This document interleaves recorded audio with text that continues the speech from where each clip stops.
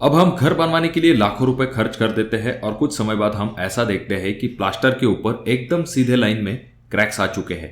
या फिर जब हम घर बनवा रहे होते हैं ऐसे वक्त में ब्रिक वर्क और कॉलम इन दोनों के बीच में आपको क्रैक दिखाई देता है।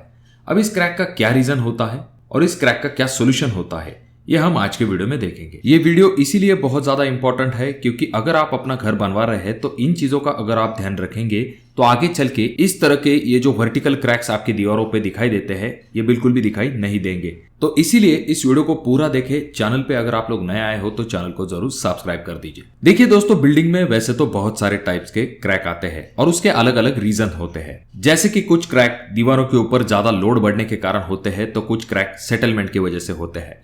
पर जिन कॉमन क्रैक्स के बारे में हम आज देखेंगे वो अक्सर ही आपने देखे होंगे जहां पर आपका ब्रिक वर्क और कॉलम इन दोनों का जॉइंट होता है वहां पर। और इसे पहचानने का सबसे अच्छा रीजन होता है जब प्लास्टर हो जाता है उसके बाद कि ये क्रैक बहुत ही सीधे लाइन में होते हैं। अब पहले हम ये जानते हैं कि ये क्रैक आने के रीजन क्या होते हैं। सबसे पहली चीज, जब भी आरसीसी फ्रेम स्ट्रक्चर को पहले बनाया जाता है उसके बाद जाकर ब्रिक वर्क को किया जाता है तब कॉलम और ब्रिक वर्क इन दोनों के बीच में प्रॉपर बॉन्डिंग न होने के कारण इस क्रैक को देखा जाता है। और जैसे जैसे समय बीतता जाता है तो ब्रिक वर्क में होने वाले एक्सपेंशन और कॉन्ट्रैक्शन की वजह से ब्रिक वर्क और कॉलम इन दोनों के बीच में एक गैप क्रिएट हो जाता है जिस वजह से आपको ये क्रैक दिखाई देता है। अब यहाँ पर जो छोटे घर बनते हैं वहां पर जैसे कि आपने देखा होगा पहले ब्रिक वर्क बनता है उसके बाद जाकर कॉलम का कास्टिंग किया जाता है तो वहां पर इस तरह के क्रैक आपको दिखाई नहीं देंगे। पर प्रॉपर जो मेथड होती है जिसमें कि पहले आपको आरसीसी फ्रेम स्ट्रक्चर बनवाना चाहिए उसके बाद जाकर आपको ब्रिक वर्क करना चाहिए तो वहां पर इस तरह के क्रैक आपको अक्सर ही दिखाई देंगे।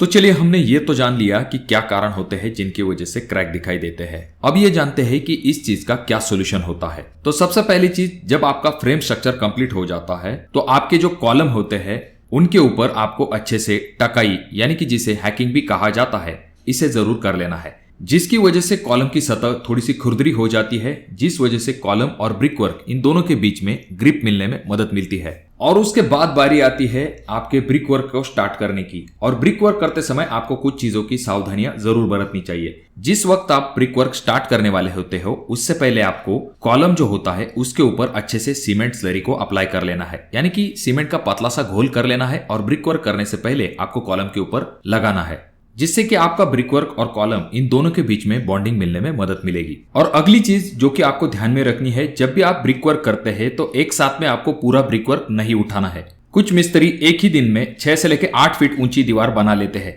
अब इतनी ऊंची दीवार उठाने का नुकसान ये होता है कि बॉटम में जो मोर्टर होता है उसने अपनी स्ट्रेंथ पूरी तरह से गेन नहीं की होती है और उसके ऊपर जब ये लोड आ जाता है ऐसे समय में जो बड़े मोर्टर जॉइंट होते हैं उनमें सेटलमेंट देखी जाती है, जिस वजह से आपको बीम के बॉटम और ब्रिक वर्क के टॉप में इस तरह का हॉरिजॉन्टल क्रैक दिखाई देता है। तो अगर आप इस चीज से बचना चाहते हो तो आपको क्या करना चाहिए, ब्रिक वर्क की हाइट एक दिन में सिर्फ 1 मीटर तक लेनी है। उसके बाद दूसरे दिन आने के बाद बाकी बचा हुआ ब्रिक वर्क आप कंप्लीट कर सकते हो। और जहां पर आपका ब्रिक वर्क और कॉलम इन दोनों का जॉइंट होता है या फिर आपका बीम और ब्रिक वर्क इन दोनों का जॉइंट होता है वहां पर आप चिकन मेश यानी कि जिसे मुर्गा जाली भी कहा जाता है उसका इस्तेमाल कर सकते हो या फिर आप फाइबर मेश का भी इस्तेमाल कर सकते हो। वो जो मेश होगी उसका आधा पोर्शन आपके कॉलम के ऊपर होगा और आधा पोर्शन आपके ब्रिक वर्क के ऊपर होगा। अगर आप इन बातों का ध्यान रखोगे तो आपकी दीवार और कॉलम इन दोनों के बीच में जो क्रैक आते हैं उनके आने के चांसेस बहुत ही कम हो जाएंगे। और अगर आप ये जानना चाहते हो कि आपकी दीवार पे ऑलरेडी क्रैक्स आ चुके हैं तो उनका क्या इलाज किया जा सकता है, इसके बारे में अगर आप जानना चाहते हो तो कमेंट बॉक्स में कमेंट जरूर कीजिए। वीडियो अच्छा लगा हो तो इसे लाइक कर दीजिए। चैनल पे अगर आप लोग नए आए हो तो चैनल को जरूर सब्सक्राइब कर दीजिए। और इन तीनों वीडियो में से कोई एक वीडियो आपके जरूर काम में आ सकता है।